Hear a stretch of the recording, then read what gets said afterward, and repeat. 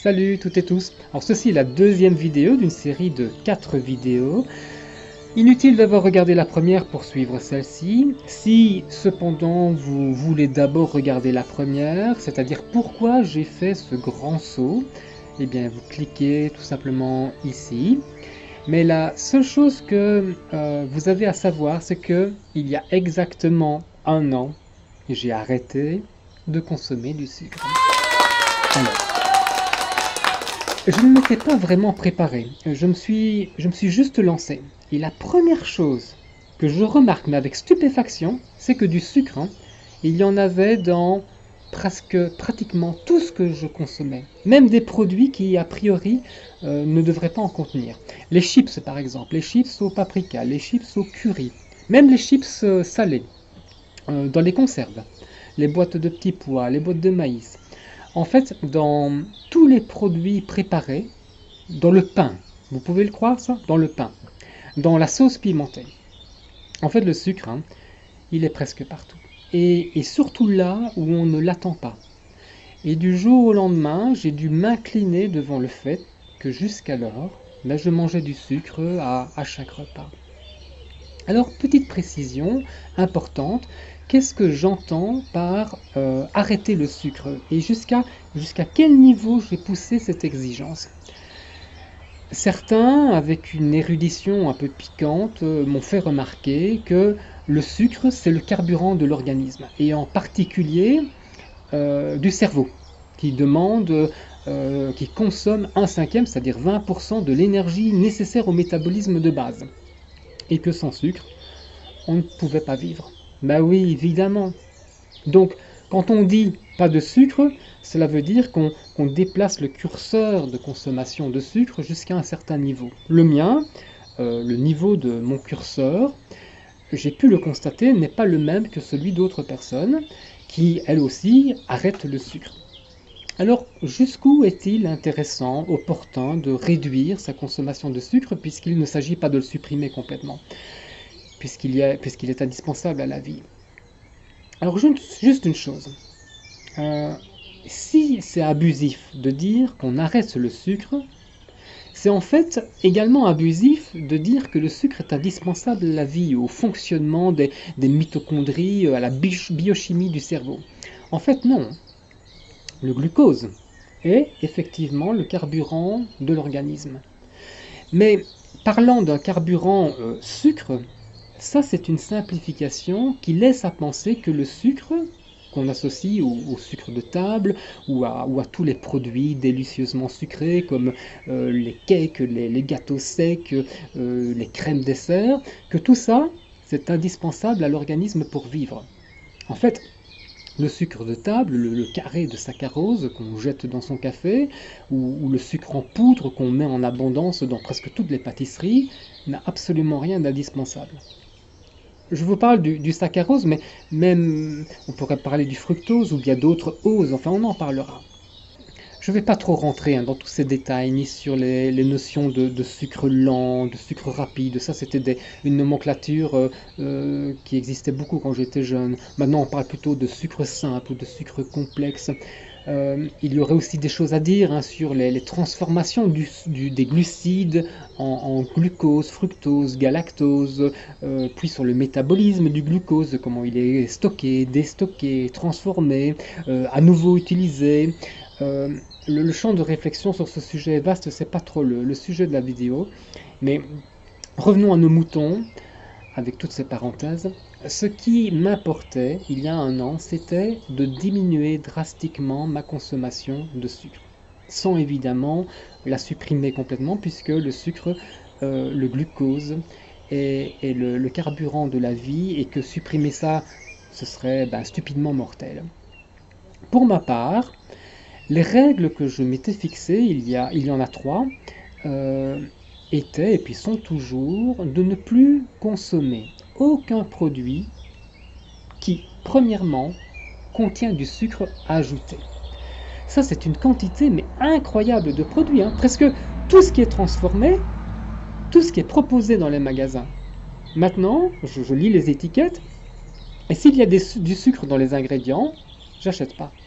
Donc je ne prends pas, si je lis, glucose, fructose, saccharose, sirop de glucose, isoglucose, sucre inverti, maltose, dextrine, maltodextrine, caramel, mélasse, amidon modifié, sirop d'amidon, sirop de fructose, sirop de raisin, jus de canne. Vous voyez tout ce que j'ai dû mettre dans ma caboche. Et puis en plus, ils sont tellement coquins, ces fabricants, que je suis sûr qu'ils arrivent tout de même à m'en refiler malgré toutes ces précautions. Donc premièrement, plus de produits avec ajout de sucre. Ça c'est la première règle. Deuxième règle, j'ai supprimé de mes habitudes l'utilisation d'extraits de produits naturels à vocation sucrante.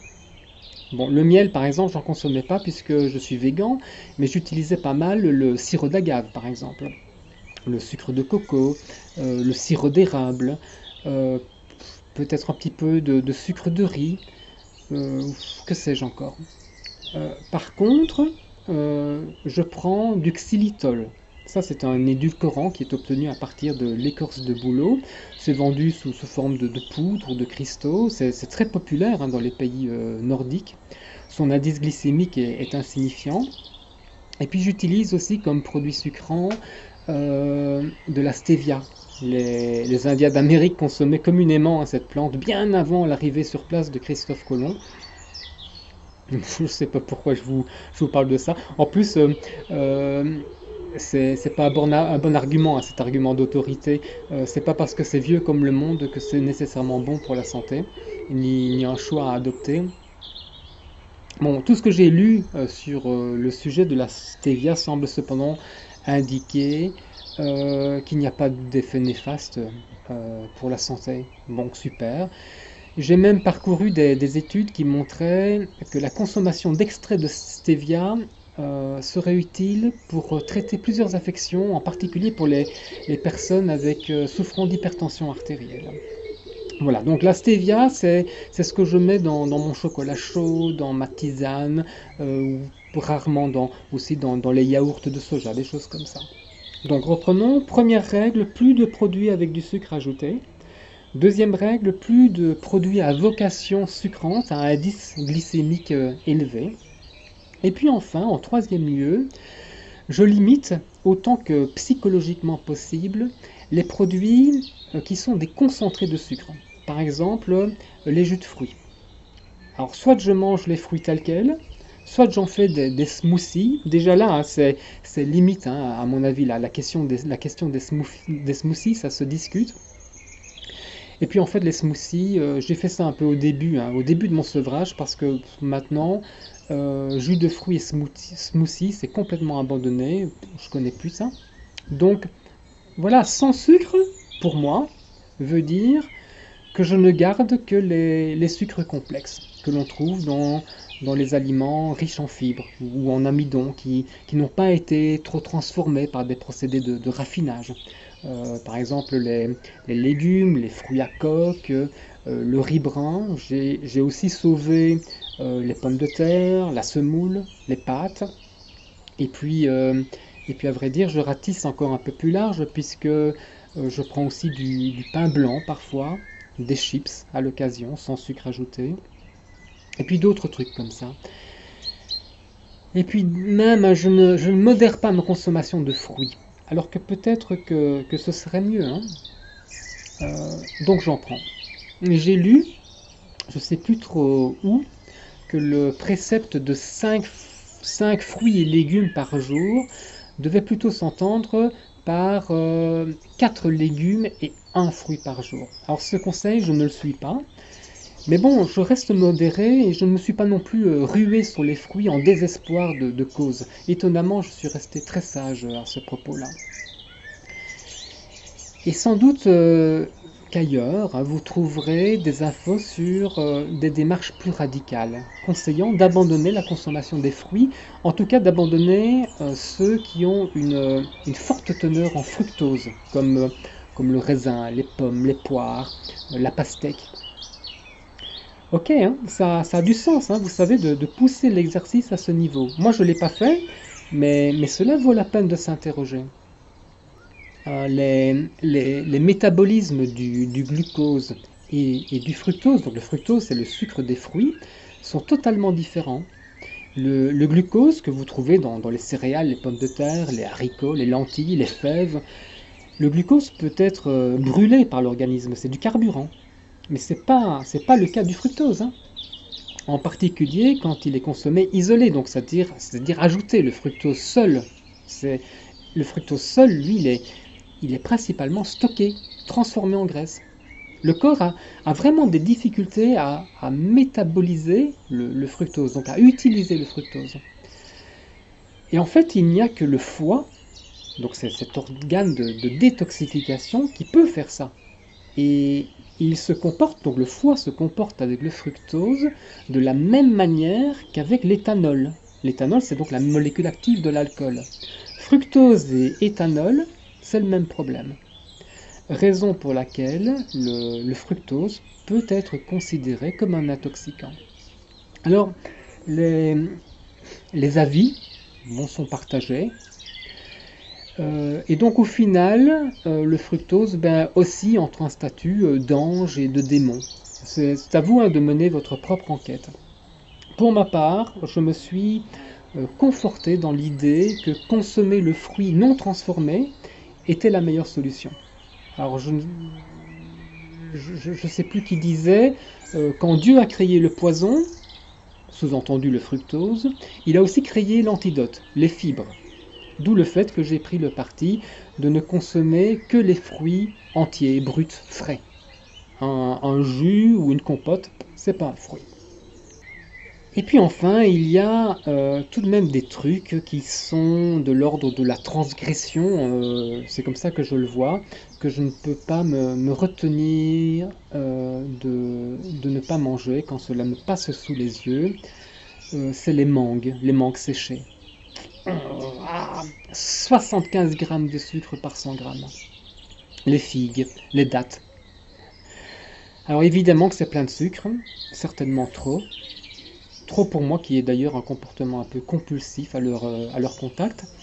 Mais bon, j'essaye de me persuader que c'est tout de même mieux pour mes cellules qu'une tablette de chocolat. Bon. Est-ce que je fais d'autres trucs un peu limites ?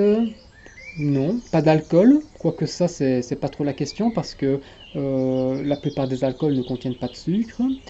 Et puis quand je vais à l'extérieur, au restaurant par exemple, ça c'est très rare, bon là je me prends pas la tête quoi, j'ai pas vraiment le plein contrôle de la situation. Déjà je suis très limité puisqu'il me faut un menu végan et dans ce menu je prends rien qui contienne clairement du sucre. Et puis évidemment je me focalise pas non plus sur les farines blanches et des trucs comme ça, je reste assez cool quoi.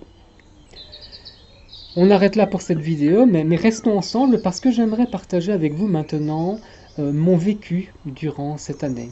Le sevrage, mon désarroi, et puis les quelques règles que je me suis fixées pour ne pas rechuter. Vous saviez, par exemple, que des études révèlent que l'addiction au sucre est comparable à celle de la cocaïne. Alors, tremble-t-on comme un toxicomane en manque dès les premières heures de sevrage au sucre? Je vous explique tout ça. Enfin non, vous savez bien qu'on ne tremble pas. Mais je vous explique d'autres choses dans la vidéo suivante. Vous cliquez ici si vous voulez. Bye.